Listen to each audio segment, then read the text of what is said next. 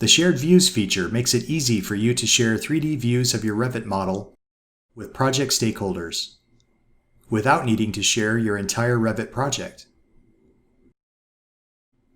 From the Collaborate tab on the ribbon, select Shared Views to launch the Shared Views palette.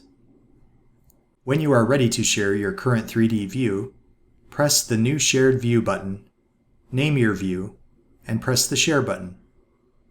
A notification will appear to confirm that the view is processing.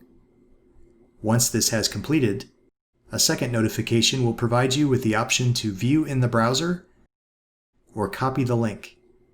A confirmation email will also be sent. You may then share the link with project stakeholders. They will have the ability to view, review, measure, comment, and mark up the shared 3D view using the Autodesk Viewer with their web browser. Back in Revit, you can click the Refresh button in the Shared Views palette at any time to view the latest comments and other information. You can also extend the availability of the shared view beyond the 30-day default, or you can delete the shared view if it is no longer needed. The Shared Views feature makes it easy for you to share 3D views of your Revit model across the project team.